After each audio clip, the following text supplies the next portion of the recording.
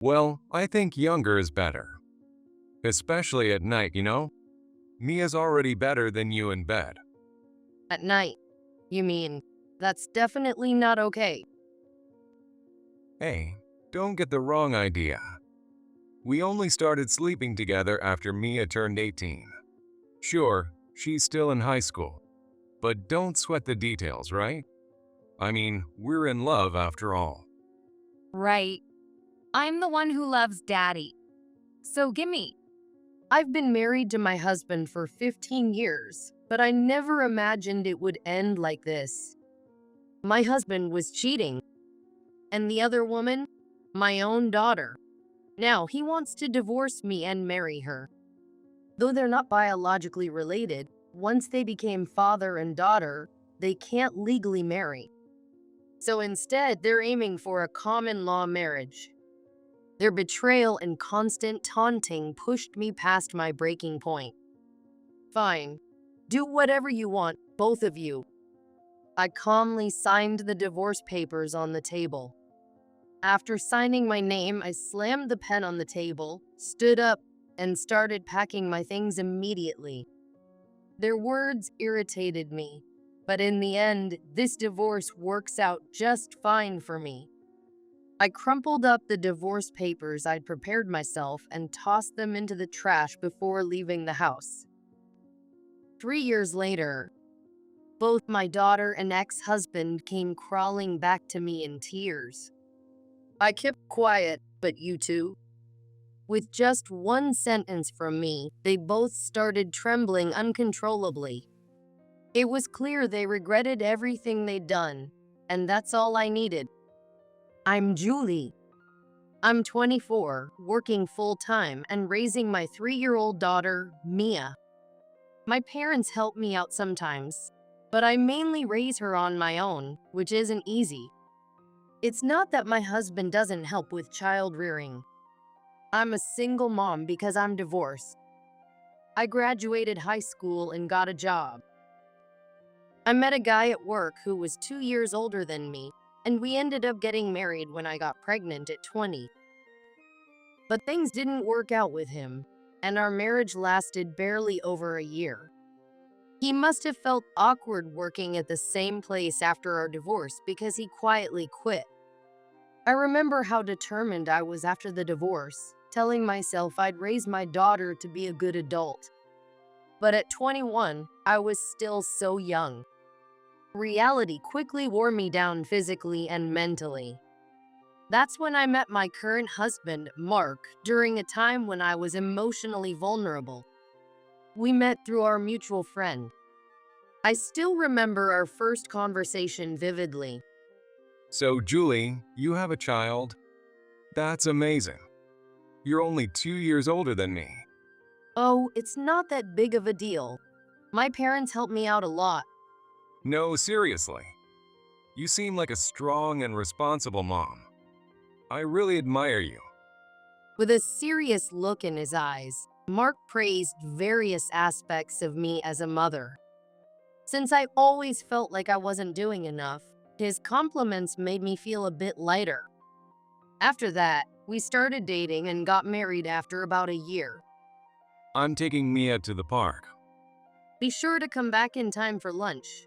And don't buy her any snacks just because she asks. We have lunch, after all. I got it. You say that, but you don't really get it, do you? I pointed my ladle at him as I warned him. He said he understood, but I knew he didn't, so I just smiled at his clueless face. My husband and daughter get along well. He takes great care of her, and she's very attached to him. Thanks to his help with parenting, my mental and physical exhaustion I had been feeling disappeared before I knew it. I truly felt that marrying him was the best decision. But then, out of nowhere, he betrayed me. After 3 years of our marriage, we were facing a serious crisis. When did your affair start? About 6 months ago. After Mia had fallen asleep, I made Mark sit on the living room floor and quietly yelled at him. His voice was barely audible, as he was being extra careful not to wake her, probably out of guilt. I came home from work earlier than expected and found Mark already home. He didn't notice I was back and was talking on the phone with his mistress, which is how I found out about his affair. Apparently, she's younger than him. I'm sure he was attracted to her youth, considering his wife is older. I was so angry I thought my face would explode from the heat, but I held it in until Mia went to bed. Mark, realizing how furious I was, kept apologizing profusely. I'm really sorry. I'll break up with her right away and do whatever it takes to make things right. Please forgive me. Mark apologized desperately. When he finally raised his head, tears welled up in his eyes like a lost child. I suddenly felt like I was being too harsh, and my anger fizzled out like air escaping a balloon. At the same time, the idea of divorce that had been floating in my mind started to fade. He seemed genuinely remorseful. Plus, our daughter had just started elementary school. How could I explain to her that her father wouldn't be living with us anymore? All right, but this is your one and only chance. Don't forget you promised to do whatever it takes. You'll forgive me? Thank you. Tears trickled down Mark's face when he realized I was forgiving him. In exchange for my forgiveness, I made him promise to work harder and help more with raising our daughter. People around me said I was being too soft. However, if I were to impose a harsh punishment, I would always have to think, this is because of the affair. And it would never leave my mind. Once Mark became serious again, I wanted to forgive and forget, and I believe that was the right choice. Welcome back. You're late again tonight. I was working on some documents for my client. Oh, by the way, I'll be on a business trip in 2 weeks. Again? You've been going on a lot of trips lately. That just means they trust me with important work, right? Yeah, I guess it does. My husband proudly talked about how his reputation at work was improving. He looked at me, waiting for praise, much like a child seeking approval after doing something good. If I didn't compliment him, he'd look all sad, so I smiled a little and gave him some light praise. After the affair, Mark really turned things around. Maybe it was his guilt, but he worked harder and seemed kinder to both me and Mia than before. Seeing him back to normal, I felt reassured that I hadn't been too harsh. Things settled down and 7 years passed. Mia is now a middle schooler. When a girl reaches middle school, it's common for her to start disliking her dad for no apparent reason. Fathers everywhere are suffering from unreasonable coldness from their daughters. But in our house, that scene is unlikely to happen. Dad, let's go to the convenience store. Let me guess. You want to buy some new sweets, right? You know me so well. After dinner, Mia hugged Mark from behind as he relaxed on the living room sofa, sweetly asking for a favor. She knows exactly how to get what she wants from him. Mark, weak to her requests, glanced at me as I washed the dishes. I sighed, looking at him, and went back to cleaning. I'm just gonna take Mia to the store real quick. He said nervously, as if asking for permission, then headed out with Mia to the convenience store. It's the same routine every time. They get along so well. But honestly, Mark spoils her too much. No matter how much I warn him, it's clear that Mia's requests are far more persuasive than my words. Lately, it feels like I've become the nagging lady of the house, constantly scolding both of them. We're back. Here's your pudding. Mom, mine's a different flavor, so give me a bite, okay? Mark, back from the store, offered me some peace offerings to keep me happy. This, too, was a usual occurrence. I smiled as I took the pudding from him. Our home was peaceful as always. 3 more years passed, and Mia is now in high school. Mark's career seems to be going well, and he was busier than ever. Even so, his relationship with Mia was still as close as ever. But some things have changed over these 3 years. I've told you to let me know if you're not coming home for dinner. I'm too swamped at work to send you messages like that. Anyway, I've got a business trip starting tomorrow, so can you pack my stuff for me? Tomorrow? You really should tell me these things earlier. All you have to do is throw some clothes in a bag.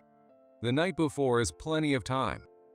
He came home late, tossed his work bag on the living room floor, and threw his jacket and tie onto the sofa before heading to the bathroom. I put his things away and brought a towel and pajamas to the bathroom before he finished his shower. When I was cooking dinner, How can I help? if I was cleaning the living room on weekends, I'll clean the bathroom then. but now it feels like he treats me more like a maid than his wife. Every time I put his towel and clothes in the bathroom, I feel a growing emptiness. Still, I've tried to tell myself that this is just how things are now, that his job is so demanding. My husband is busy with work. I repeat this mantra in my head over and over, trying not to face the reality of the situation. While this is how I've been coping with my husband, the changes in our home over the past 3 years don't stop there. Mia, just because you don't have to take college entrance exams doesn't mean you should slack off. You've already got a jobs lined up, so why not start preparing for it instead of lazing around? Oh, there she goes again. The nagging old lady strikes. You're such a control freak, it's annoying. Lying on the couch, staring at her phone, Mia spat those words without even looking at me before heading off to her room. Just like my husband, her attitude toward me has changed as well. When she calls me an old lady so bluntly, it stings. As she left the living room, my husband, fresh out of the bath, walked in. Mia looked upset. Did you say something unnecessary to her again? I just gave her a little reminder.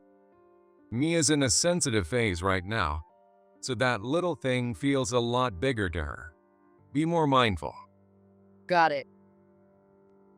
I don't think I did anything wrong.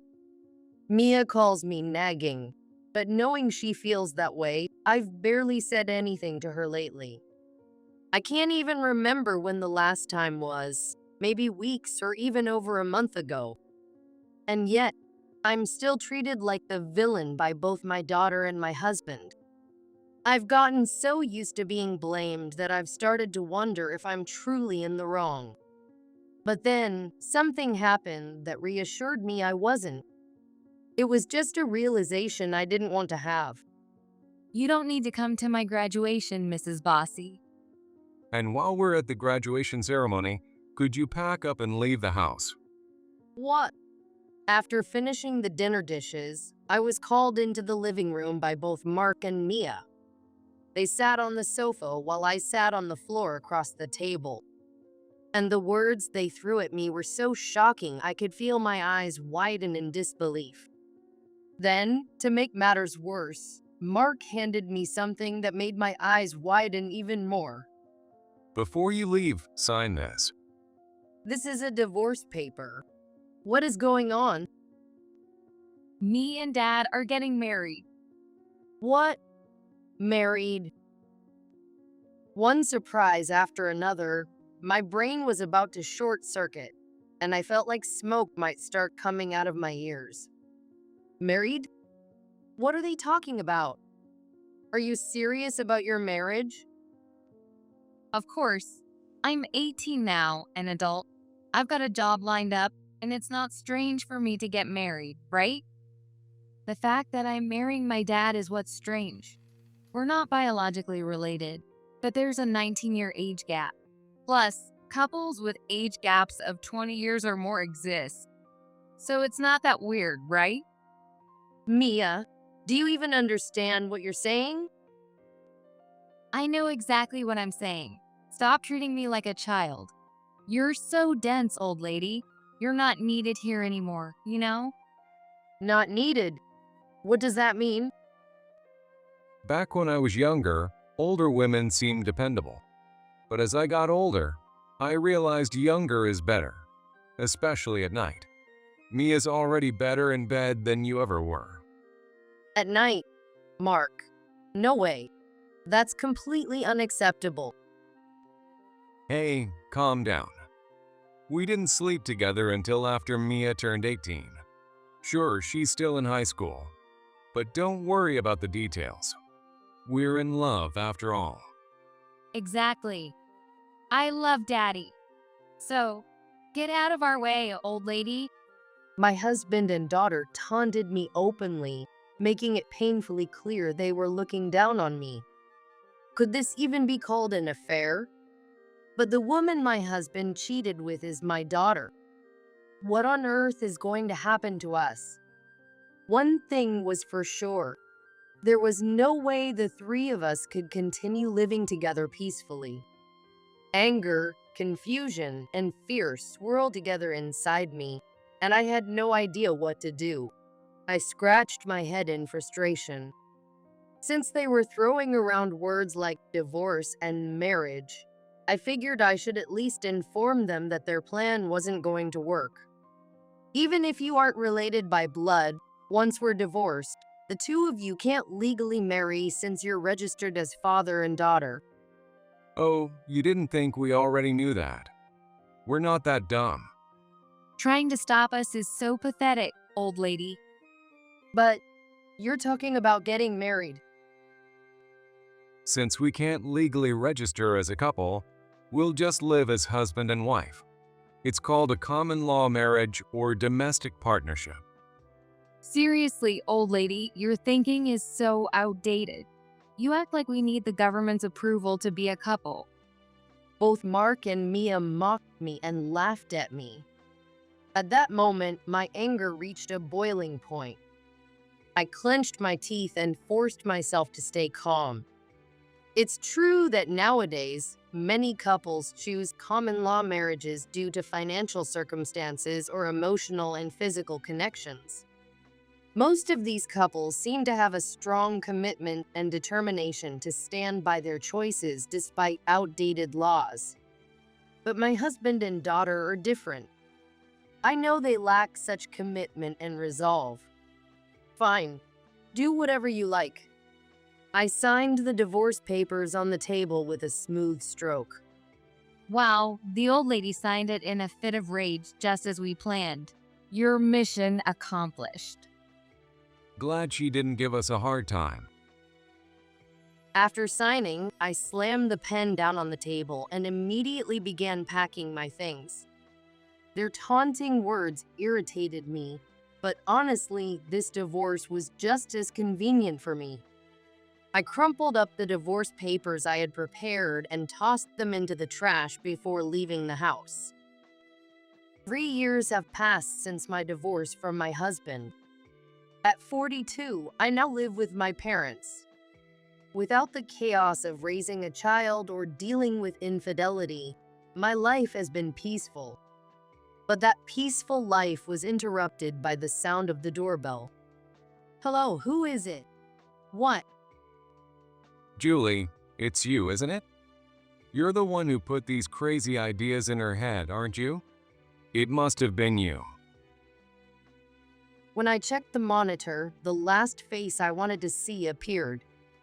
My ex-husband, yelling and ranting, and frankly, his face was more annoying than his voice. I could have ignored him, but causing a scene outside might disturb my neighbors. So reluctantly, I let him in. What did you say to Mia? As soon as he saw me, his face turned red as he shouted. But no matter how loud he got or how red his face became, I wasn't scared. I kept my calm, speaking in a measured tone to contrast his outburst. Can you at least explain what's going on? I can't say anything if I don't know the situation. Mia said she wants to break up. So, But you two weren't legally married, right? That's just a breakup, like any other relationship. No messy divorce paperwork, no splitting assets, nothing like what we went through. Exactly. That's how it should be. But Mia said, She told you she's breaking up with you because of your infidelity and is demanding alimony, didn't she? you knew. Realizing his worst fear had come true, my ex's face flushed red again. Watching his expression shift so rapidly was almost amusing. Seeing how much more his face could change, I couldn't resist stirring the pot a little more. Actually, about 3 months ago, Mia came to see me. She asked for my help. It had been 3 years since I'd last seen my daughter, not since my divorce. Just like Mark, she'd suddenly shown up at my door out of the blue. Long time no see. What brings you here? I don't know what to do, and you're the only one I can talk to about this. Mia was visibly distressed. Given how things ended between us 3 years ago, I could have easily turned her away. But I couldn't bring myself to do that. I invited her in and listened to her story. As I served her a cup of hot tea, she took a sip to calm herself before explaining what had happened. Mark, I mean Dad, he's been cheating on me, and not just once. There are 3 other women. 3? Wow, looks like he hasn't learned his lesson. Wait, you knew Dad cheated before? Oh, well, I guess I never told you since you were only 6 at the time. And while I don't have solid proof, I always suspected he had affairs multiple times. You knew about his cheating and didn't do anything? I started suspecting him about 2 or 3 years before we divorced. He'd say he was busy with work, but I think he was just seeing other women. Around the same time, his attitude toward me became unbearable, so I began considering divorce. But Mia was set to graduate from high school and start her career in just a few years, right? That's why I decided to wait until then. So when you two handed me those divorce papers, I already had my own prepared. I was wondering how I would bring it up, but it was a relief when he mentioned it first. Wait, I don't get it. If you suspected him of cheating, wouldn't you investigate or confront him? If I had found any evidence, I probably wouldn't have been able to hold off until Mia graduated. I would have confronted him right away. So I didn't look for proof. Does that really answer my question? How could you stay with someone you'd already decided to divorce? Really? I was fine with it. There are women out there in their 30s or 40s who decide to divorce but wait until their husbands retire just to ensure a secure future. Compared to those 20 or 30 years of patience, my wait felt like nothing. Well, I see. But didn't the idea that he might have been cheating all along make you anxious? Oh, absolutely. The thought that he might have been cheating all along did cross my mind, and it was tough keeping my emotions in check then.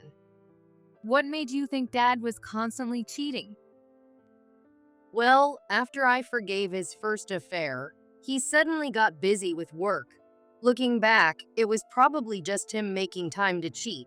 At the time, it was just a suspicion, but after hearing from you that he had 3 mistresses, it all clicked. So, he's been cheating all this time. I've heard people say cheating can become a habit. If it started when we got married, wow, that would mean 15 years of affairs. Maybe even longer if I include the time we were dating. Mia looked stunned as she listened to me. I guess no matter how much I explained, she couldn't wrap her head around the idea of living with someone for years, knowing divorce was inevitable. But if she ever has kids of her own, she might understand my feelings one day. Realizing the conversation had gone off track, I decided to bring it back to the topic of Mia and my ex-husband. So, you started suspecting him of cheating and went looking for evidence? And you found some? Yes. When I married Dad, I was 18, right? At that time, I thought I was all grown up, but I wasn't. After turning 20 and gaining some life experience, I started noticing all sorts of suspicious behavior from him. Dad probably still thought of me as a kid and let his guard down because I found evidence quickly. But You found the proof. But since you and Mark had a common law marriage, you weren't legally married. exactly. So it's just like any other breakup between a couple arguing over cheating. But even though we weren't married on paper, I still felt like Dad and I were husband and wife. Which means if things stay as they are, he'll walk away without taking any responsibility, leaving you behind. And since he has no legal obligation in a common law marriage, he was free to keep cheating without facing the consequences. Maybe he thought that because I forgave him once, if he cried and begged, he could keep our relationship going. What should I do now? I don't know what to do. It seems like choosing a common law marriage was his way of preparing for a situation like this. When I pointed out my ex-husband's motives, Mia started trembling. Tears began welling up in her eyes. In a common law marriage, couples don't have the same legal protections, meaning inheritance, property rights, and even child custody can become complicated. Issues like this, involving cheating, are also more common in such relationships. Honestly, this is the result of Mia's own choices. She likely just went along with whatever her dad told her, believing that a common law marriage was as good as being a real couple. But considering her age at the time, it's hard to place all the blame on her. More than anything, the real villain here is my ex-husband, who manipulated her with sweet words. So I was just the convenient wife who could turn a blind eye to his cheating all along. Pretty much. A husband with a cheating habit and an 18-year-old who didn't know better. When I first heard about you two planning a common law marriage, I stayed quiet, but I knew this would happen eventually. Why didn't you warn me? You two were mocking me so much back then. I was too furious to say anything. You're right. I was so wrong. I thought I was grown up at 18 and treated you terribly. I'm so sorry for everything I said and did. Tears, which had been building up in her eyes, finally spilled over and started falling. Watching her cry, I felt a sharp pain in my chest. Considering all the pain she caused me, I could have easily turned my back on her. But Mia is still my child, the one I gave birth to. Besides, she was deceived by Mark too. She was only 18, so I can't blame her entirely. And given that I was also betrayed by Mark, I'm hardly in a position to lecture her. All right, now, are you ready to do as I say? Will you help me? I'll give you advice, but you'll have to handle the rest on your own. I sighed softly, but a small smile appeared on my face. After going through my own divorce and watching Mia's experience with a common law marriage, I gained a good amount of knowledge on the subject. I decided to share that knowledge with her and offer my help. The key piece of advice I gave her was that even in a common law marriage, under the right conditions, she could still claim alimony for infidelity. How can you claim alimony for infidelity when you weren't even legally married? Yes, it's possible. There are various conditions, but in your case, although you weren't legally married, the fact that you lived together for 3 years as a couple and that you both presented yourselves to others as being in a common law marriage counts. Of course, catching a wife 19 years younger is something he probably couldn't wait to brag about to everyone, right? Well, now that your common law marriage is recognized, so is your right to claim alimony for infidelity. That's surprising. I thought alimony for cheating was only given when a couple is legally married.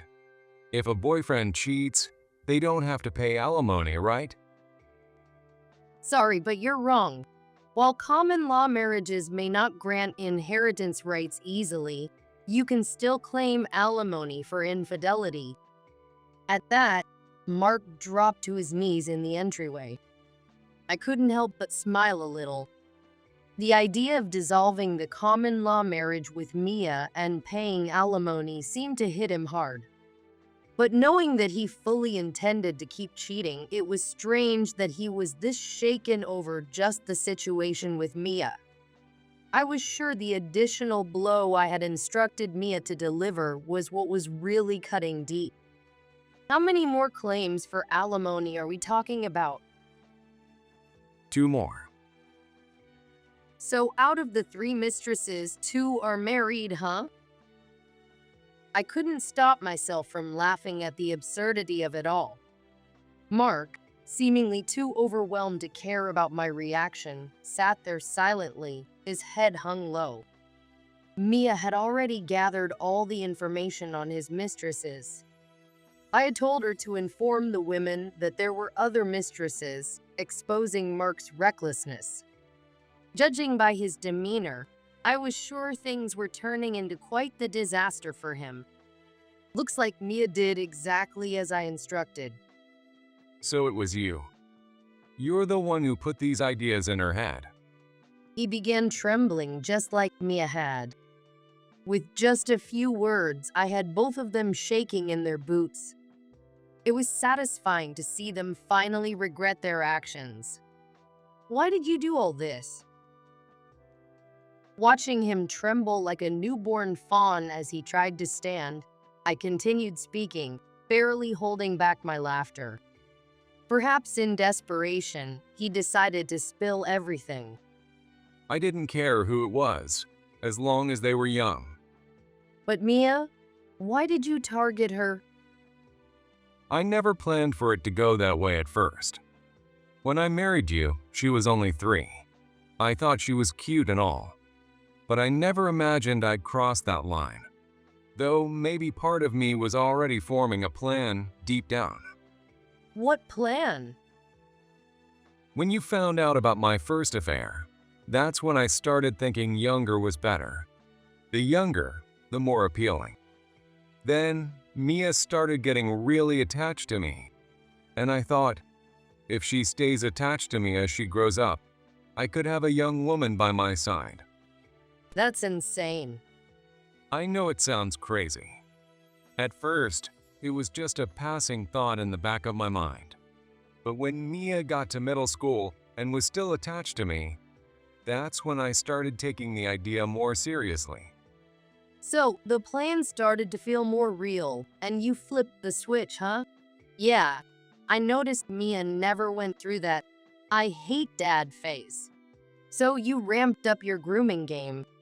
By the time she was in high school, you took advantage of her innocence and manipulated her, right? Yeah. I even played into the whole forbidden love angle, telling her, even though we're not biologically related, we're still father and daughter. So this love is taboo. She just ran with it. And then the 2 of you conspired to push me out.